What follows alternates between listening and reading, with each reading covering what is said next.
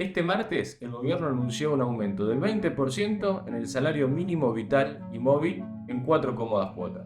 Un incremento de este salario mínimo vital y móvil de 7% para el mes de diciembre, 6% para el mes de enero, 4% para el mes de febrero y 3% para el mes de marzo. Es decir, se tuvo como criterio establecer un equilibrio coherente con el plan del gobierno nacional de quebrar la alta inflación. Nos lo anuncian como si hubiera superado la inflación.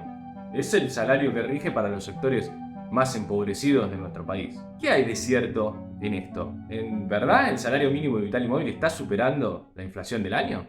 Nos dicen que el aumento del salario mínimo vital y móvil acumularía un 110,5% en un año.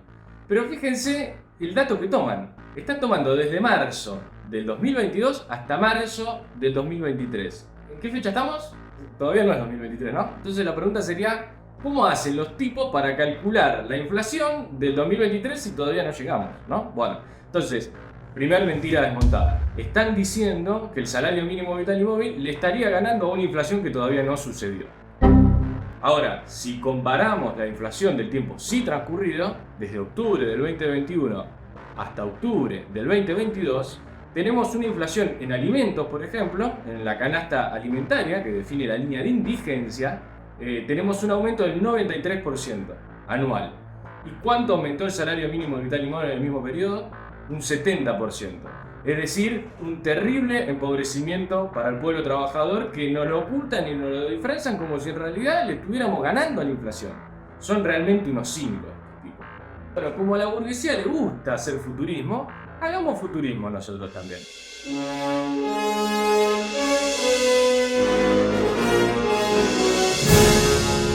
Y seamos optimistas, muy optimistas.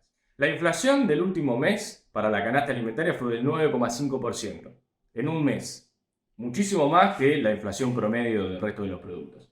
Imaginemos que de acá a marzo esa inflación se reduce un 35%. Seamos optimistas que se puede.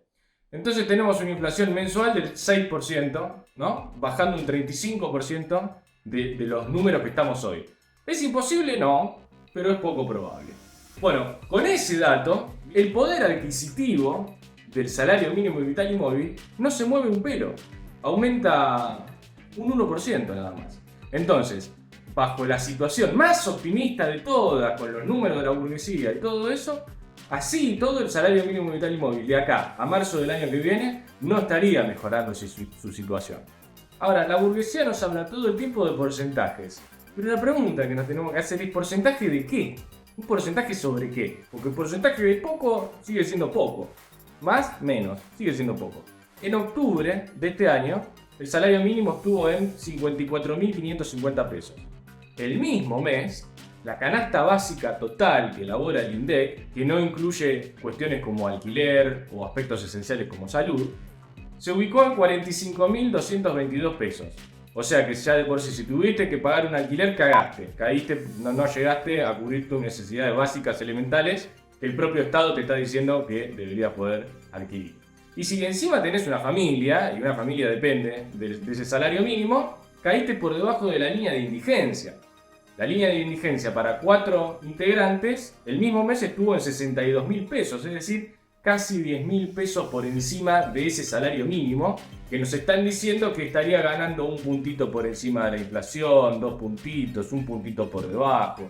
Es decir, sobre la base de ese salario mínimo vital y móvil miserable, seguimos siendo miserables, seguimos cobrando una miseria. De Yapa les dejamos un gráfico con la caída del salario mínimo en función de la inflación, en función del índice de precios al consumidor, de inflación general que todos los meses nos anuncian. El gráfico, si se fijan, está armado para los últimos 6 años, desde diciembre del 2016. Ahí se ve clarito cómo desde el gobierno de Macri, porque ahí arranca el gráfico, en realidad el ajuste arranca un poco antes, desde el gobierno de Macri, pasando por el gobierno de Alberto Fernández, no dejaron de destruir los ingresos del pueblo trabajador.